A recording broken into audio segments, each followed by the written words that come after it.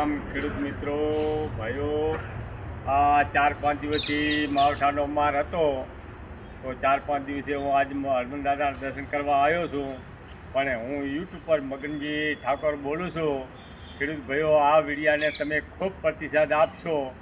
મારું કહેવાનું એ છે કે શ્રાવણ ભાદરો વરસાદ વરસ્યો, એણે આહાડો મોલ બધોય બગાડી નાખ્યો.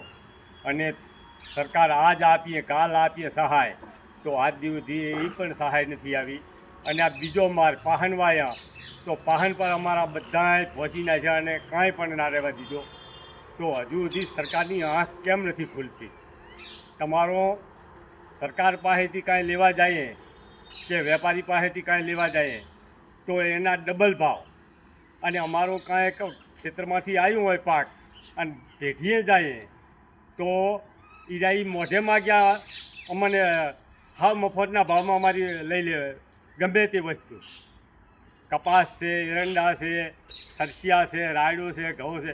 અરે ઘઉં તો 300 રૂપિયામાં ખરીદીને 1000-1200ના ભાવના વેચે છે. તો આ ચનાઘરનો નિયા છે. તો ખેડૂત તો હમું કાંક જુઓ અને ખેડૂત ભાઈઓ જાગો. આ વિડીયાને વધુને વધુ પ્રતિસાદ આપો. કંપનીઓનો લેવા જઈએ તો કંપનીવાળા એક ટાંકણીથી કરી અને હોના ચાંદી સુધી એના ટેક્સ ગણે અને એના મોઢે માગ્યા ભાવ લે. હોનું તો 1.5 લાખે, ચાંદી 2 લાખે. આ તે ચનાકરનો નિયા છે. અને કોઈ પણ વેપારી અત્યારે કોઈ ધીરવા દેતો નથી. આ ગરીબ માણસ 2 વખત બગડ્યો, આખો સિઝન બગડી, તો આમાં લાવીને ખાય શું?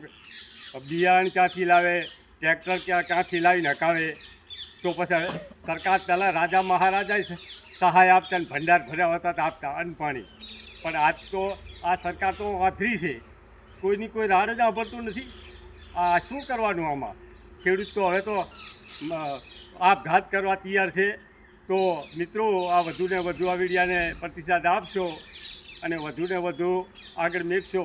જય બજરંગ બાપા, જય શ્રી રામ, જય ભગવાન.